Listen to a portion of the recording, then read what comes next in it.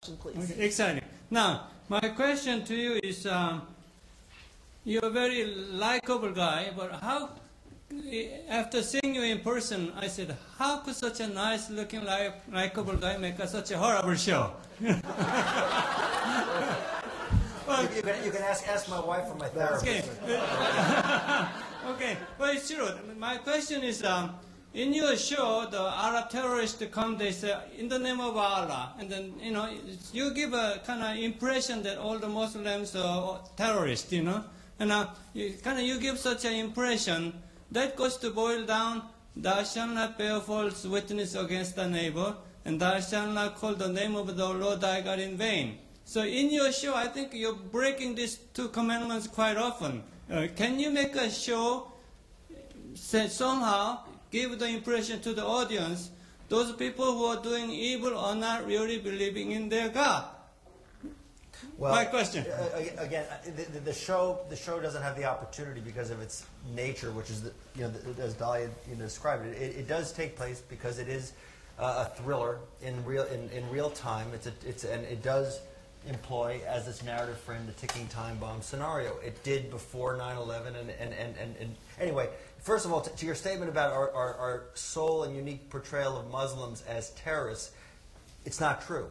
It's very far from the truth, and I really want to clarify that there are characters on the show. And last year, CTU, the counterterrorist unit, was run by a female Muslim.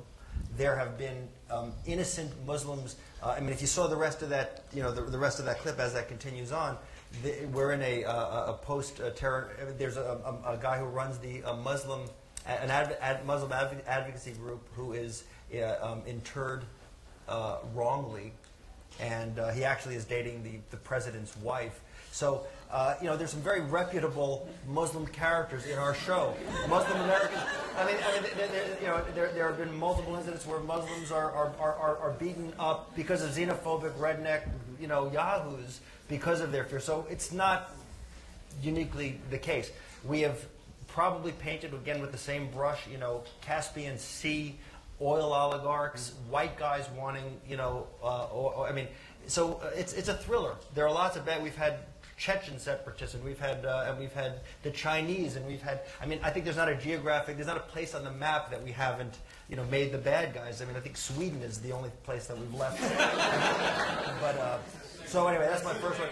And as far as I guess it does bother me as a person who I think is a person of conscience and of consequence. I hope or appreciating my consequence. It's something that I grapple with, and we all grapple with as writers. We don't take it lightly, and as Ron said, it's been an education for all of us. Thank you. Okay, and I have been instructed by the organizer of this event that we need to have students asking questions. So I'm going to ask if anybody is a student over here on this side, more than anyone else, step up to the mic first. So if you're the USC student in the sweatshirt there, you step up and ask the question first. Great. Okay, my question is primarily for Mr. Moore, but for the other writers and producers as well.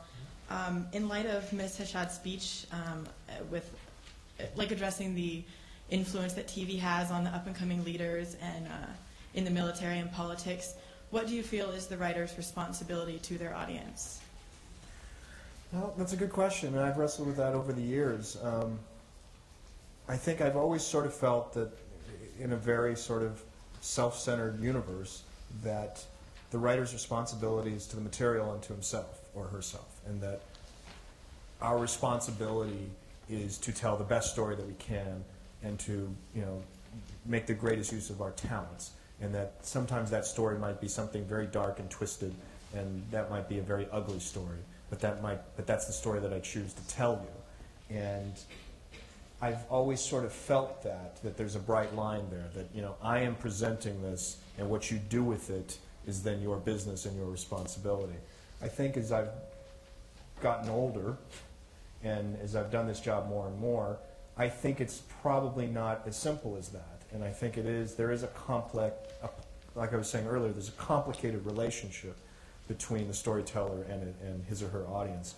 And I don't know that I have the answer to that anymore. I know that it's important to me to tell certain types of stories from my own moral perspective and my own sort of political perspective, my own sort of perspective on life, and I try to be honest to what I think, and try not to tell a cynical story just to get you to have a certain reaction.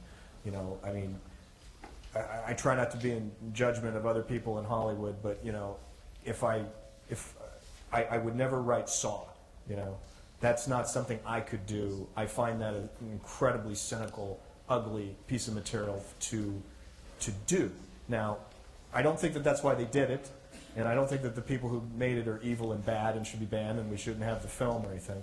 But I guess by my lights, I couldn't make that piece of material, and so I think my responsibility is to make material I feel good about, that I think is moral by my standards of what I want to show to you. And I don't know if that's a satisfying answer, but it's the only one I've sort of come to at this point.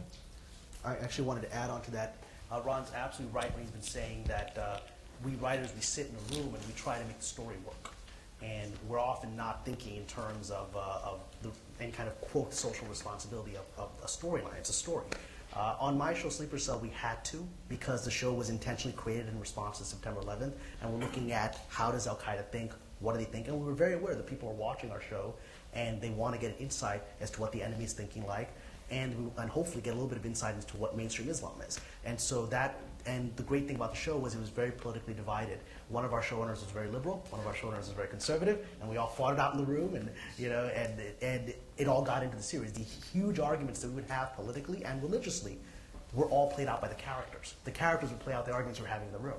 And so it was we were very aware in the episodes we did dealing with torture, dealing with this, that everyone has a different point of view, and we went intentionally out of our way to present all points of view for similar things what Ron did in Galactica very effectively, so that you walk away going, all right, I've made my own conclusion, and we're not going to tell you what that conclusion is. And in the room, we couldn't come to a conclusion because we all fought each other. So. Yeah. Question? This question is for Dalia. You spoke a lot about the influence that TV has on real situations and real people in the real world. And you also spoke about the ticking time bomb scenario and device, which is a device that TV writers use to make things more exciting and more entertaining, the same way that Shakespeare used comedy to make his plays more entertaining. So my question for you is, the influence that TV has over people, is the problem the TV writers, or is the problem the education system? And are you scapegoating writers for doing something that writers have done for hundreds of years? And do you have any suggestions of how they can better communicate with their audience while not negatively influencing them? Let me start. I hope I didn't offend anyone. anyone.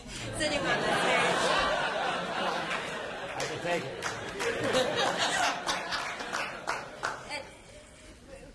The question today was, does TV influence post-9/11 policy? Does what we see on TV matter for what really happens in the world? And without question, yes, is the answer. And that's what my speech was about. My speech wasn't to knock anyone upside the head, because they didn't go into their profession to do what I do. They're not writing TV to change the world. They're writing TV to entertain the world. And they're succeeding. And the reason, and this is kind of unfortunately a very sad side effect of, or a very sad consequence to 24's success, that it is so successful, it is so entertaining, it is so gripping that people are consumed with it and feel that this actually happens and that they should be behaving in this way. And that's what I was talking about. My question is, do you think then there's a problem with the education system if that's how they're basing their opinions on something? Well, I think well, there's a huge problem with the way, there are policies as well, right?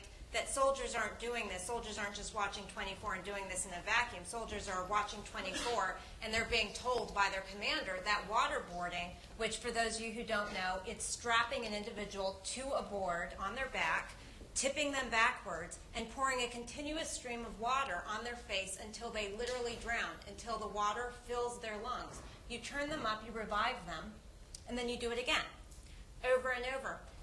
The administration changed that from it is no longer torture, which we have said for years. We have prosecuted people for doing this. It is no longer torture. It is now, quote, a professional interrogation technique.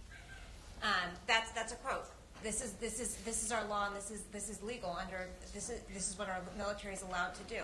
And so it is not. It's a complicated matter. It's not a matter of blaming TV. It's not a matter of blaming